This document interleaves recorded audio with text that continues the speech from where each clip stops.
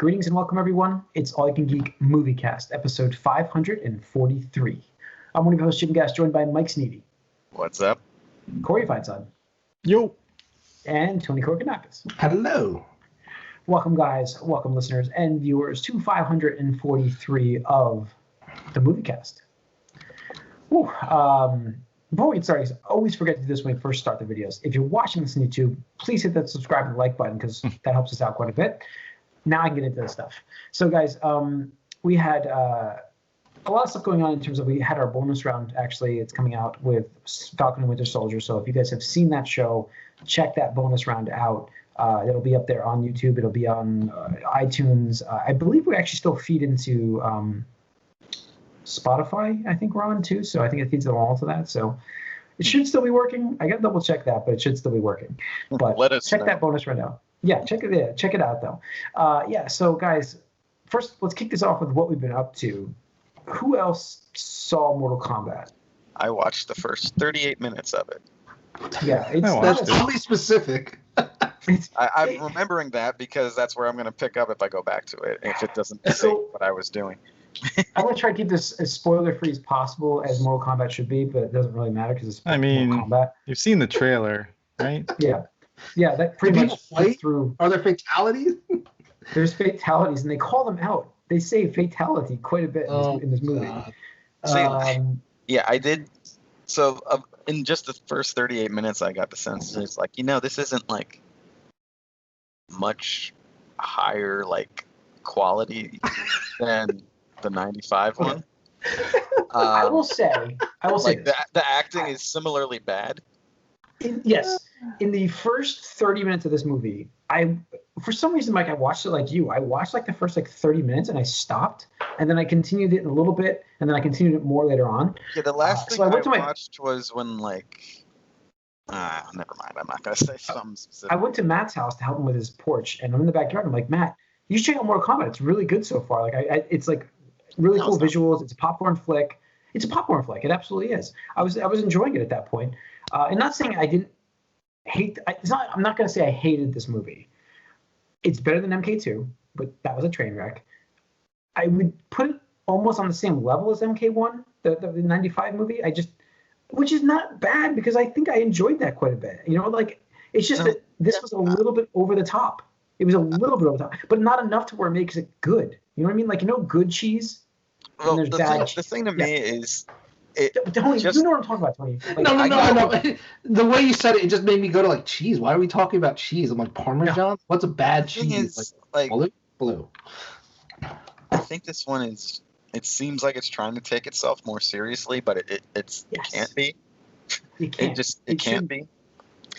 Kung Lao was a terrible character in this movie. I'm sorry. Who is it? Kung Lao. The hat guy. I mean, I don't know if you've seen him yet. I'm not there yet. He was one of my favorite spoiler for characters. Yeah, I know, but the I don't know. Yeah, if you've seen the trailer, you've seen the movie. So Yes. Yeah. The trailer basically gives you this whole movie. Corey loves to say that. He loves to say that. But this time, Corey was 100%. he loves to say it, but this time it's 1 million. No, I mean, like, there are trailers that you literally do not need to see the film because you've gotten everything that's vital from the film. Plus, like, the best parts are in the trailer usually, right? So it's like, and in here too, it's like the best characters are all their scenes are essentially in the trailer. But Mike, you're sitting there waiting. You're waiting for Scorpion to show up, aren't you? I mean, well, he's kind of showed up in the beginning. Yeah, you see him in the beginning a little bit, but I mean, like, he's coming. You're waiting for that huge plot story to tell you. If you want a good Mortal Kombat movie, watch Scorpion's Revenge. That was a good Mortal Kombat movie. Following Mortal Kombat. Don't hold your breath for a story. A little bit for a while now. I don't need Scorpion that much. I know everyone loves him, and like he's trying to be. They're trying to make him central to this, this plot. I can tell. I'm always been a huge Liu Kang character fan, and I mean that's partially attributed to the first movie, the 95 movie. Yeah. I'm sure he was. But I liked him in this movie too. Like I thought he was actually almost comic relief in this movie. Like not on purpose, but the way the way his character reacted. It's just so obtuse to things. Well, Kano's comic relief in this Kano's movie. supposed to be. Where's Johnny Cage at? That's what I want to know. Johnny Cage wasn't in this? He's not in it, no. I don't care if you spoil it for me. I don't care. That's no. Well, no, I already spoiler alert, he's not in this. I already know that going in that he wasn't going to be in this, and it's because I think they tried to make this feel more serious, but just judging by the first 38 minutes, it doesn't work. It's not really more serious. It really feels like a 90s movie again. I just feel like if you're going to have one thing in Mortal Kombat, like you have a movie called Mortal Kombat, like if you're going to have like one thing in there, like a main theme, what should that be? Like, what is Mortal Kombat about? Well, I mean, technically, break it down, Jim. There is Mortal Kombat in this.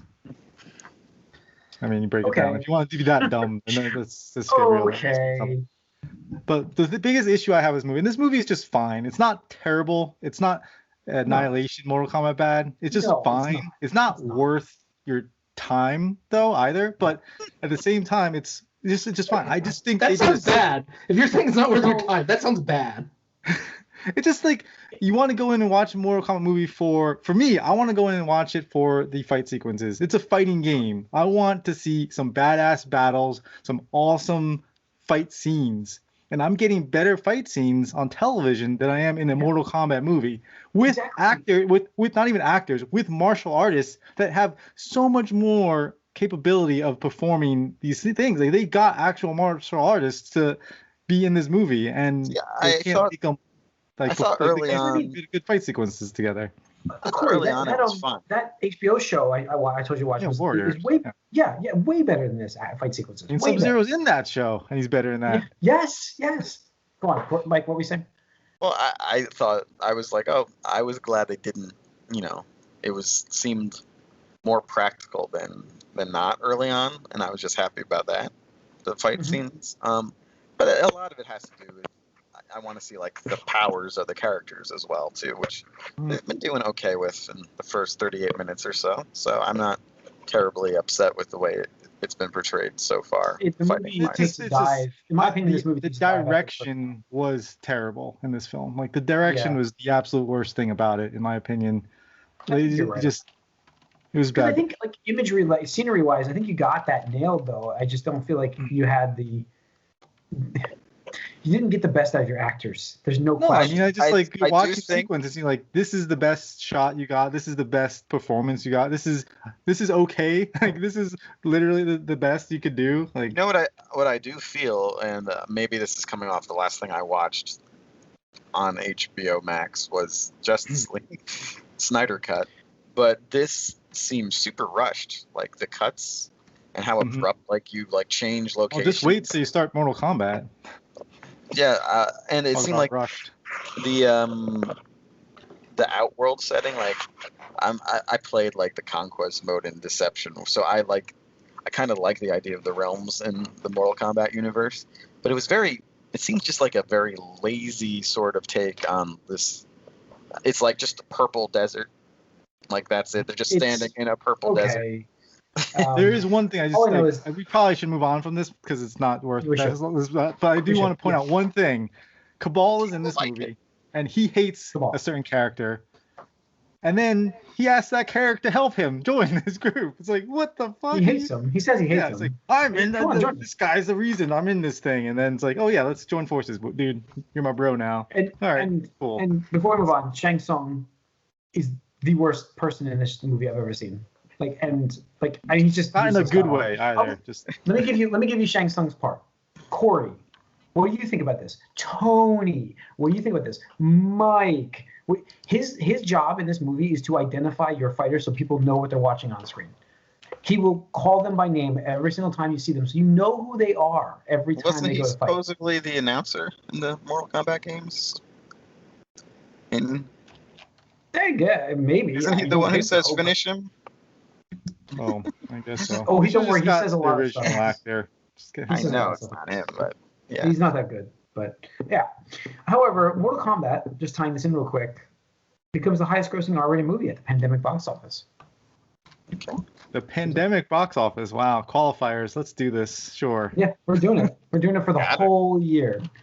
it gets next year too. We get to this year, we get next year, and then we can finally hopefully move on from that. But for now, it's they're going to get a sequel. There's no question. I have this Variety article that said, let's see, for the first time since the pandemic struck, more than one movie opened to notable ticket sales at the domestic box office. Results fueled the biggest overall weekend of the COVID-19 era, according to ComScore, with an estimated $54.2 million in revenue across all reopened North American theaters. Mortal Kombat took in a robust $22.5 million from 3,000 domestic venues, which is the second biggest debut of the pandemic, following Godzilla vs. Kong, which premiered at $31 million. Demon Slayer, not so distant second, earned a solid $15.9 from 1,600 locations through Saturday, and is estimated to notch $19.5 million over the weekend, which Corey and I can get into because we saw that on Saturday. In an AMC, which AMC did get a bump, a little boost in their stock there, but anime bump. Yep.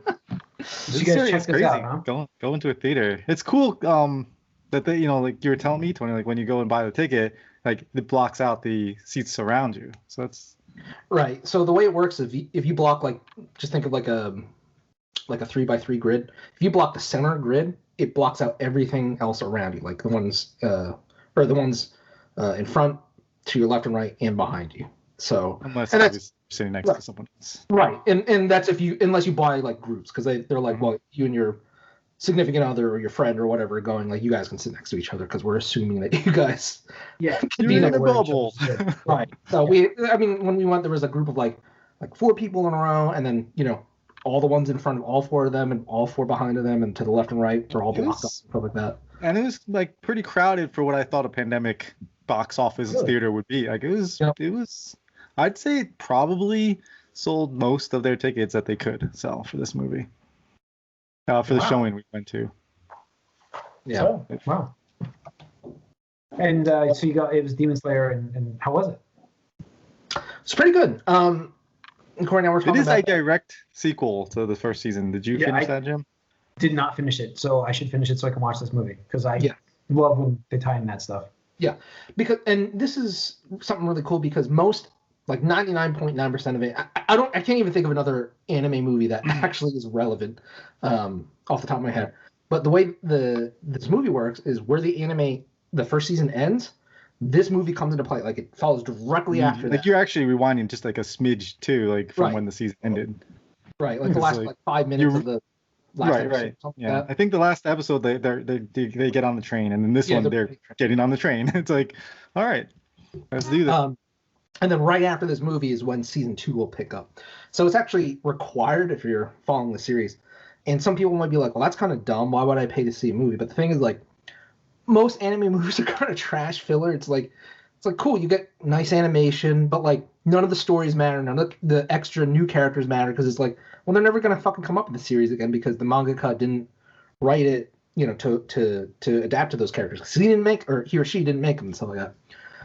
But the benefit of this is like the animation just super slick and gorgeous. Like, I mean, I can't remember the last time I saw a hand-drawn, mostly, there's some 3D animation, like sequence since like last year or 2 years ago when I watched Weathering with You. And that wasn't, action heavy or anything like that. So this definitely filled that itch there. Cool. Yeah, like the 3D animation, like you see in the show, you see how like the water sequences or even the fire sequences with the main character and some of the villains and stuff.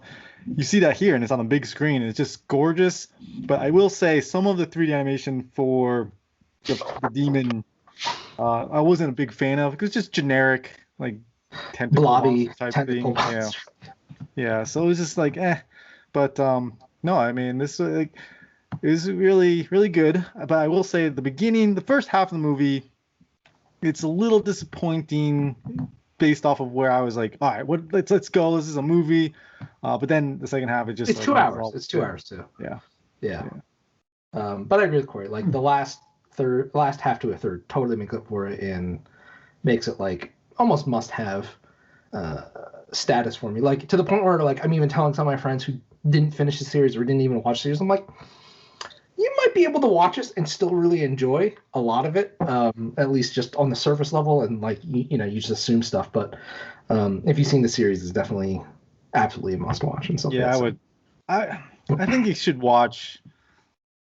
You got to watch the last couple episodes, I think. Before. No. I mean, I would definitely 100% recommend. Like, that's the suggestion there. Watch the end, like the season 1, and then watch this. But if you can't, you're like, as a standalone, I could see.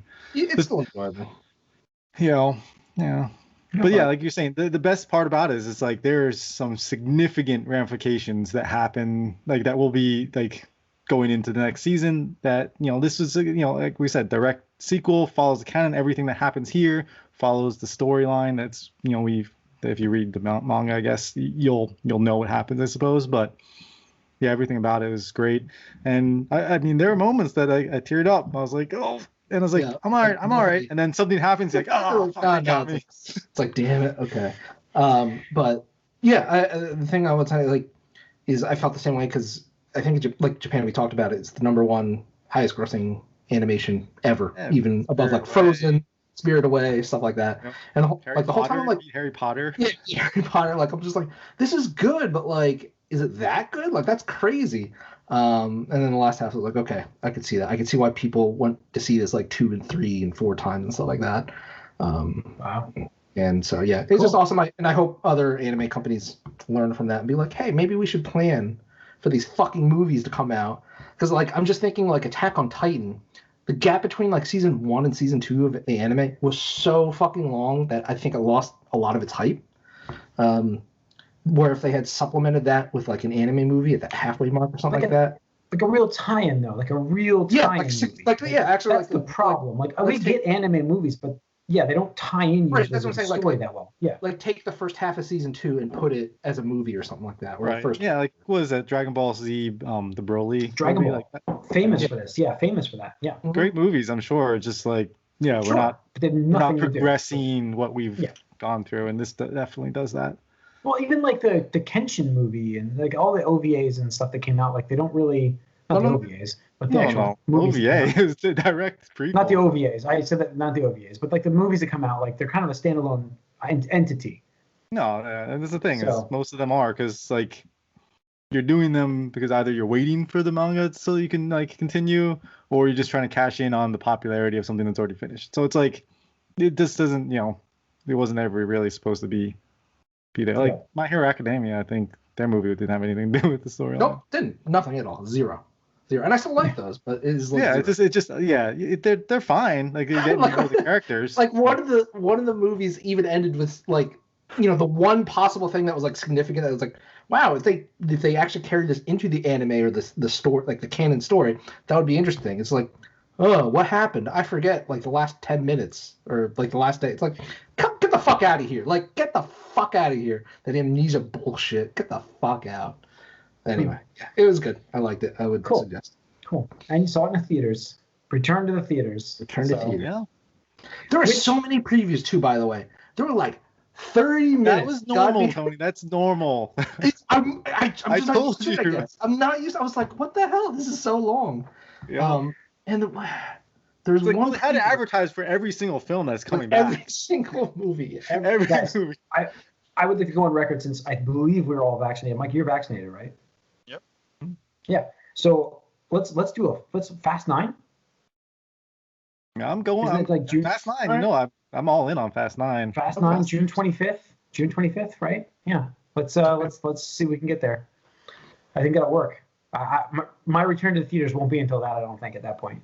So my thing is like, yeah, I'm vaccinated now, but I'm like, it's still in the confines of a room for 2 hours with people I don't know, and it's just kind of like, for me, it's like, I know it's spread out, but it's still, I don't know.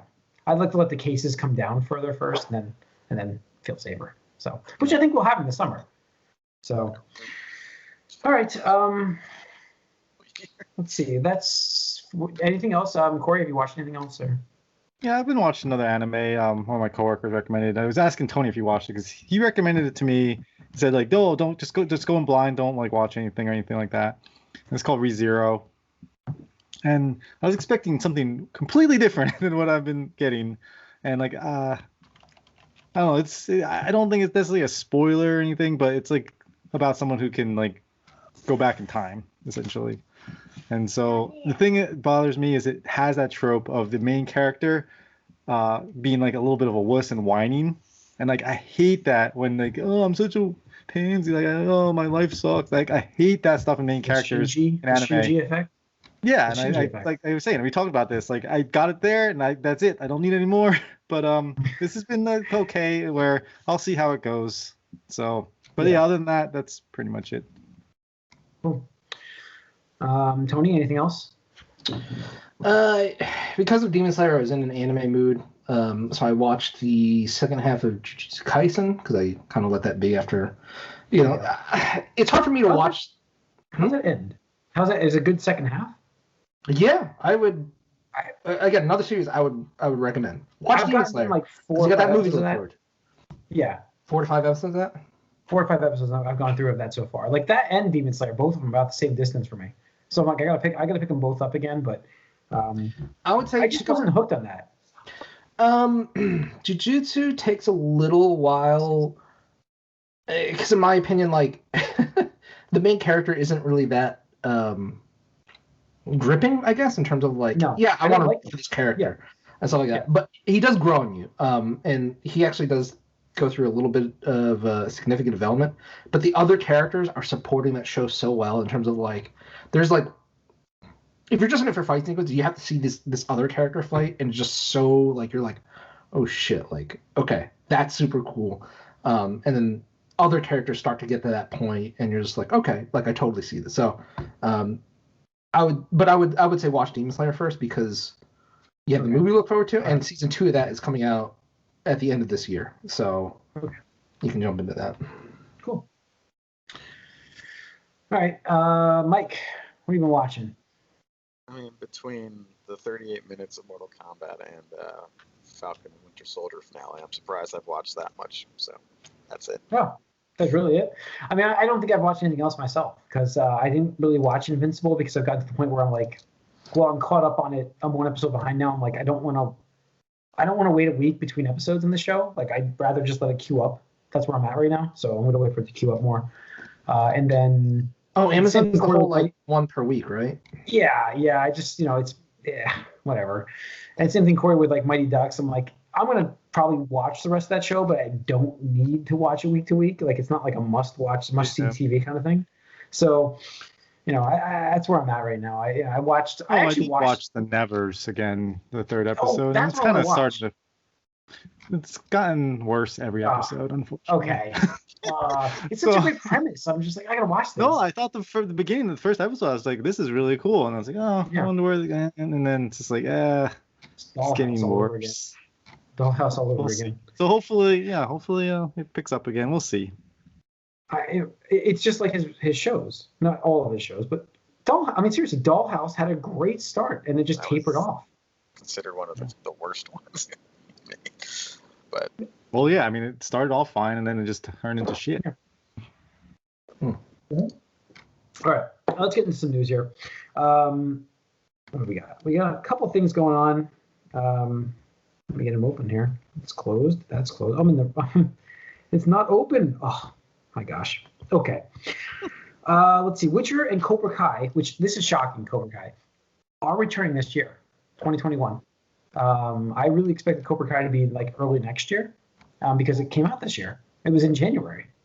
So I understand that they want to do like a 2-half kind of thing, it looks like two releases per year, but I thought Netflix would get them into the one year cycle kind of stuff just because of all the shows and content that they have.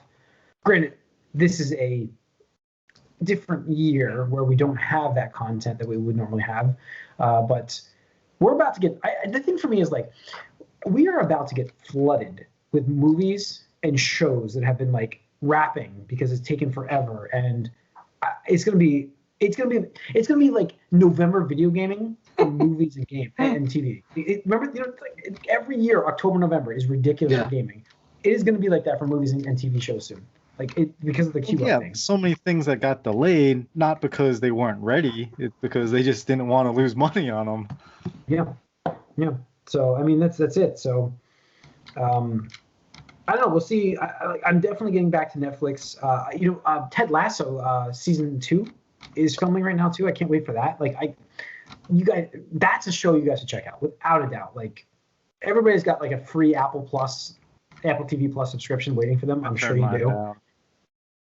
You turned it down? Yeah, I was like, I'm never gonna use this. I was like, just get out of here, get out of my face. They extended me for free until July because they're like, we understand we don't have content. Here's till July for free. But like, no, seriously, that is a. You guys, Tony and Corey, like Mike, a Jets I don't know if you're as a Jets fan. I mean, Mike, I think you'll enjoy this, but will you watch it? I don't know, but I think Tony and Corey, you guys should definitely watch this. What is it? There's no question in my mind. The Ted Lasso. Yeah. Who is it? Jason Sudeikis or something? Jason Sudeikis. Yes. Yeah. This is excellent. He's a coach. Show. Mm-hmm. Excellent. It is one of the best shows I've seen. And I had just watched the Ted Danson show, the Good Place. Mm-hmm. Yeah, I just watched that, and then I watched Ted Lasso, and I'm like, I felt like Ted Lasso season 1 is not as good as Good Place season 1, but it's pretty good. It's pretty close. Mm-hmm. Season 1 of Good Place is effing amazing, but it is. Ted Lasso is an excellent show. Like, seriously, you guys need to check it out. And their season 2 is actually filming now. So, Mythic Night came out. Mythic Quest season 2 came out for Apple TV Plus. That is a great show as well, Mythic Quest. So that is another one I'd recommend. I'm recommending Apple TV Plus stuff, guys. This is a bizarro night, but James Gunn, moving into other news, James Gunn finished the Guardians of the Galaxy holiday special script. This is real. Mm-hmm. Talking about bizarre things happen. I just still didn't think it was real. Like, yes, you see it announced, but it doesn't mean it's going to happen. It still doesn't right now, but you have the script. Sure. I mean, it seemed like most of the stuff that Marvel announces does happen, even if it's turned into something else. But it seems like most of the stuff does happen. It's the DC stuff that gets announced that doesn't happen. Yeah. It's true. DC is lost in the middle of nowhere, but I don't know. What do we think we're gonna get with this holiday special? Yeah, can't be something stupid. More getting like a Star Wars holiday special kind of vibe, just to kind of absolutely. I mean, they called the holiday special for. I guarantee it's going for that same vibe. Guaranteed. Yeah, the fun aspect, singing and dancing for Batista. I think you can't see him. He's standing so still. He's invisible. Yes.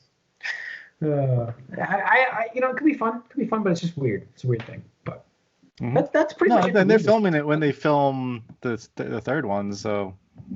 Yeah. Well, this films, and then they're going to film the third one. This kind of like goes into the third one.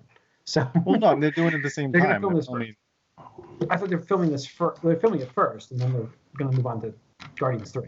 What I'm saying is it's all happening at the same time, essentially. It's not like, we're going to film this and then take a break and then film Guardians. They're all doing it together. No, but you call the actors in for Guardians 3, you're calling them in for the holiday special as well. I get what you're saying. So, All right. I think that's it for stuff. That wraps up the news this week. That wraps up. Just do quick Oscar stuff? I mean, we had an Oscars. Everybody forgot about it. Like, every year no one started this. Like, the Oscars were like the main thing. I know. Call out. I mean, Netflix had the most nominations. They had the most wins. So let's go Netflix in the only thing that was producing anything. Pandemic era. Showing anything really. Yeah. Chloe Zhao won. Oh, how the mighty have fallen. Best director. Right? I mean, they wouldn't allow Netflix movies, but how the mighty have fallen for Oscars because they have no material besides. Well, yeah. But there was like historical moments. Like Chloe Zhao won Best Director. I'm not saying it was a historical moment. To do it. Yeah, that was a great. There's some great moments. Don't get me wrong. Censored her winning because they didn't want to see an Asian woman do well. Apparently. Yeah. No, I get like the aspect of that. It's fantastic for that to happen, but I feel like it would have never happened had we not had a pandemic. The Netflix winning stuff? All of this whole Oscars, the woman winning the director. I don't know. I mean, it definitely was a type of movie that would. Like there That's why I don't like the Oscars. I don't like the Oscars because I used to love to talk about the Oscars and the nominations. This channel, what's his name? Fuck the Oscars. Yeah. But I just feel like it's gotten to the point where they're just so full of themselves. They don't nominate the right. Soul won, I think. I'm just trying to remember like what I don't remember. I just saw brief stuff. No Man Land or something like that. Neverman, like No Man Land. What was that movie? Oscars. Just who cares? That was on Best Picture. Like some of this, I'm sure it's like if a real important tree falls in a forest, but no one's there to see it, doesn't matter. If that more important tree happened, I don't know. Yeah. No, their ratings were down 50% also from. This is the lowest it's ever been. Like what, 9 million viewers? I think was the. Yeah, it's poop.